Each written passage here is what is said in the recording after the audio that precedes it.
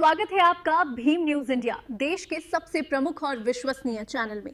आप देख रहे हैं भीम न्यूज इंडिया। नमस्कार, मैं आपके साथ हूं। आइए जानते हैं आज की ताजा अपडेट्स। देश और दुनिया में क्या चल रहा है उसकी पूरी जानकारी लेकर हाजिर हैं। सबसे पहले बात करते हैं आज के मुख्य समाचार की।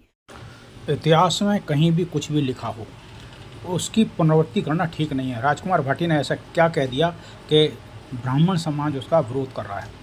देख रहे हैं आप भीम न्यूज इंडिया विनय कुमार सिंघल के साथ। आपसे निवेदन है कि यदि आप हमारे चैनल पर नए हैं तो प्लीज़ हमारे चैनल को यूट्यूब पर सब्सक्राइब कीजिए, लाइक कीजिए, शेयर कीजिए, कमेंट्स कीजिए। भीम न्यूज इंडिया के फेसबुक पेज और ट्विटर के पेज को भी फॉलो कर सकते हैं। आपस में समाज में कटुता हो, किसी भी समाज और समुदाय को ऐसे कटु वचन बोलना नहीं चाहिए, ये भीम न्यूज इंडिया का मानना है और भीम न्यूज इंडिया इसकी घोर निंदा करता है। देखिए राजकुमार भाटी ने क्या कुछ कहा। अब सुन के अपमानजनक तो बहुत लगे, लेकिन सुन ले। फिर मुझे एक किसी सज्जन ने कहा, मैंने उससे कहा यार वो ऐसे सुनाता है बार बार मुझे, तो उन्होंने कहा ये दुआ सुना दे करो उसे। यद्यपि मैंने वो दुआ कहीं सुनाया नहीं, पर आज बोल देता हूँ माफ़ी के साथ। मुझे खुद अच्छा नहीं लगा इसलिए मैंने कहीं सुनाया नहीं, लेकिन आज बोल देता हूँ क्योंकि इसी विषय पर कार्यक्रम है। उन्होंने कहा ये सुना दिया करो कि ब्राह्मण भला न वैश्या इनमें भला न कोई, और कोई कोई वैश्या तो भली ब्राह्मण भला न कोई। मैंने कहा यार ये तो ज़्यादा खराब हो जाएगा, ब्राह्मण भी कुछ तो अच्छे होते हैं, भले होते हैं, ऐसा नहीं है कि 2000 में मेरी एक किताब आई, नोएडा में उसका विमोचन हुआ, बहुत शानदार कार्यक्रम हुआ, कमलेश्वर जी ने विमोचन किया। और उसके बाद मैंने बहुत अच्छी चाय पानी की, जलपान की व्यवस्था की थी, बर्फ़ी भी थी और बिस्कुट भी थे, नमकीन भी था। तो जो नोएडा से मैंने लोग आमंत्रित किए थे सेक्टरों से, कार्ड मैंने काफ़ी बांटे थे, काफ़ी लोग आए, हॉल भर गया तो पूरा। तो मेरी चाय पी रहे, मेरे बिस्कुट खा रहे, मेरी बर्फ़ी खा रहे और मुझसे कह रहे अरे गुजर भी किताब लिखने लगे। अरे गुजर भी किताब लिखने लगे। तो ये जो मानसिकता है, हमें इस मानसिकता के खिलाफ माहौल बनाने की ज़रूरत है।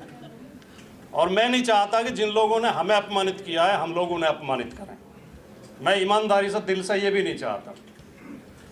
हम उन्हें के लिए लेकिन ये समझाने का प्रयास तो करें कि भैया अभी इस पे पीछे जब रामचरितमानस पे बहुत चर्चा चली, बहुत डिबेट चली, प्रोफेसर साहब भी बैठे होंगे एक दो डिबेट में, और योगेंद्र जी तो ठीक से बहुत बढ़िया तरीके से इन सामाजिक विसंगतियों पर प्रहार करते रहते हैं। तो हमें ऐसा कह के उसमें उपेक्षित किया जाता था कि 2-4 चौपाई रट के आ जाते हैं, पढ़ते वढ़ते तो है नहीं।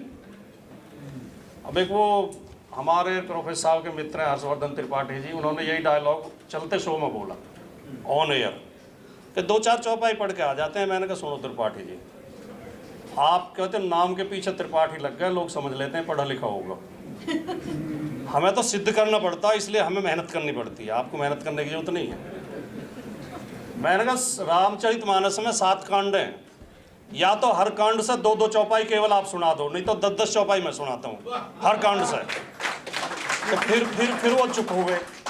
तो ये जो मानसिकता बनी हुई है कि बुद्धि और सम्मान और प्रतिष्ठा और ताकत और धन और सत्ता ये कुछ लोगों के ही लिए हैं और बाकी लोग तो बस सेवा करेंगे, ये मानसिकता खराब है। इस मानसिकता को तोड़ने की ज़रूरत है, इससे लड़ने की ज़रूरत है।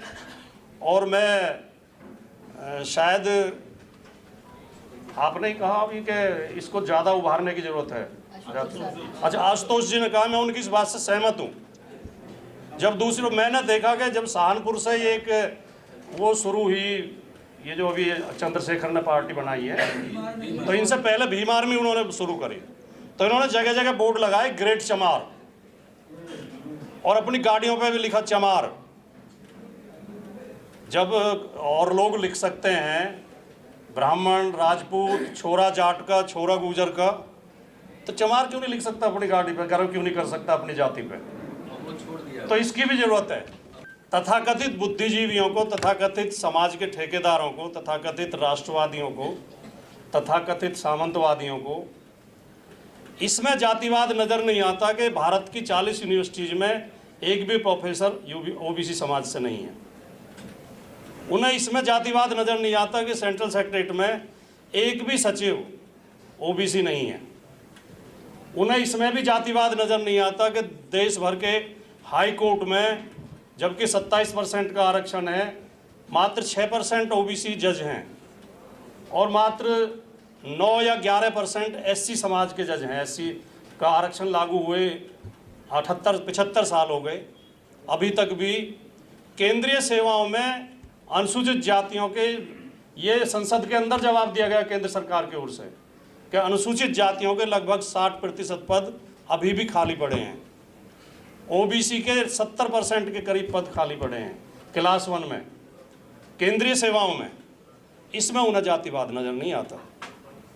जब दलित, पिछड़े, वंचित समाज के लोग, शोषित समाज के लोग जाति जनगणना की बात करते हैं या अपने बच्चों को स्कूल, कॉलेजों में, यूनिवर्सिटीज़ में एडमिशन दिलाने की बात करते हैं या उन्हें नौकरियों में प्रतिनिधित्व की बात करते हैं, सत्ता में हिस्सेदारी की बात करते हैं, सम्मान की बात करते हैं, तो उन्हें जातिवाद नजर आता है। तो तय ये करना पड़ेगा कि जातिवाद है क्या?